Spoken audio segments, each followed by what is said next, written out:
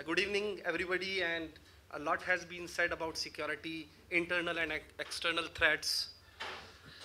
Uh, Security is lying in silos in different organizations. So I believe that security cannot be implemented by any tool or any medium unless and until it is accepted as a culture of that organization. So a lot of education has to be done in enterprises here in India, abroad as well. And security is a continuous process. Nobody can say that he is fully secure.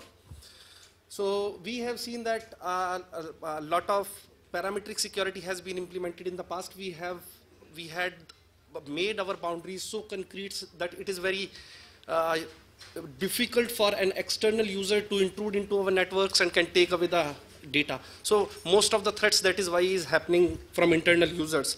Now we cannot say that we can eliminate threat. We can eliminate breaches. These things will always be there, no matter how secure we become. But we have to see that the breach which has been done on any organization cannot harm that organization. So it is useless data or it is useless information for the bad guy who is taking away the data or the information from that organization in the wrong manner. So we have seen a lot of consumerization of IT these days. Shift in service delivery models. Data is fast moving at remote places. Data consolidation is getting done. Data is moving in private, hybrid, and public clouds. And complex threats. So we recently did a survey. It will be in public domain in some time. So what we found was very interesting, that 31% admitted that their parameter has been breached. 20% were saying that they were not sure if it has been breached. 38 believe unauthorized users currently have access to their networks. 65% say that they may suffer data breaches in the next 3 years. Same thing here. So they believe if parameter is breached, then their data is not secure. And 20% wouldn't trust their own company with their personal data. So threats are everywhere. But so to move forward, we see that parametric security is no longer enough. Breaches will happen, and we must prepare differently.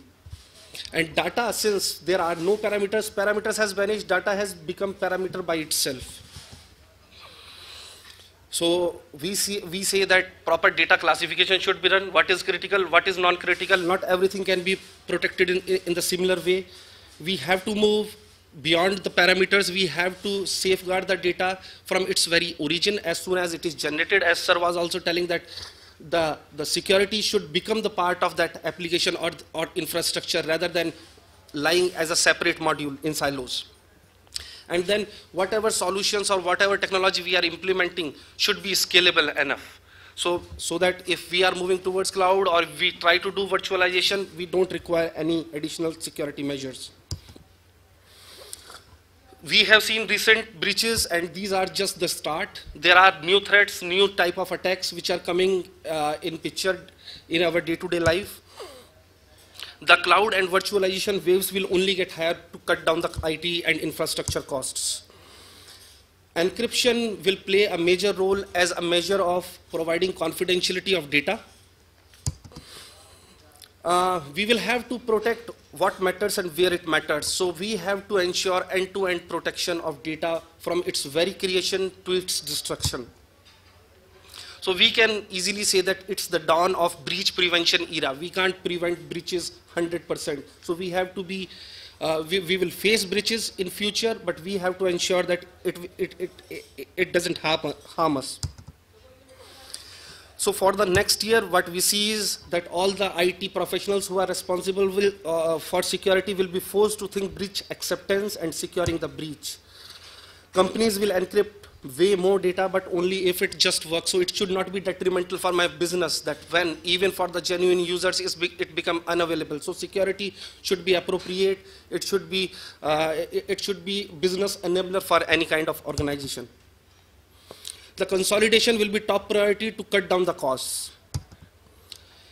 CBEO, my company has created a new role in the IT industry, in the IT security industry, where they call me, myself, and few of my colleagues, we are cryptographers by profession, the chief business enablement officer. So we enable organizations in accepting newer technologies where they are having security concerns and they are not moving because of those. So we enable them, we secure them, and once they are assured, we give the ownership complete keys to them.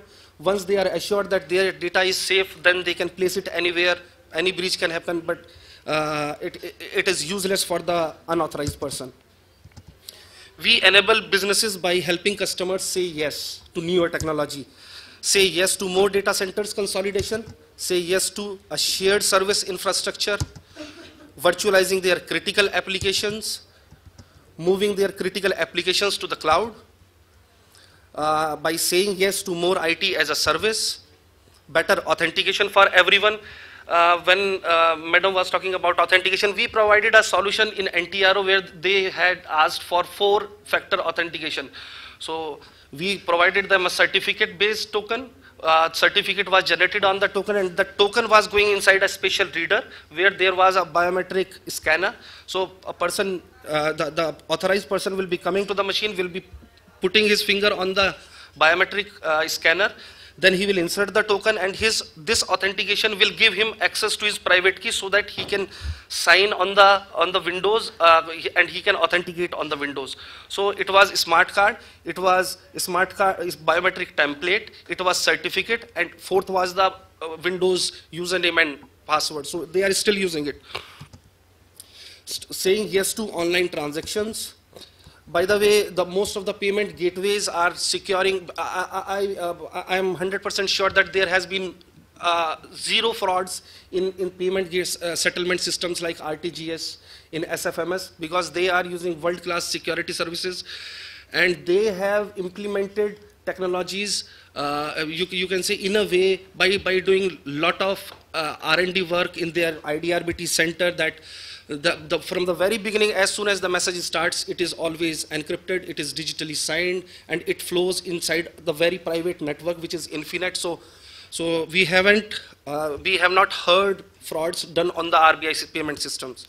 Saying yes to sensitive workloads in the cloud, software as a service, file shares, SharePoint, data protection.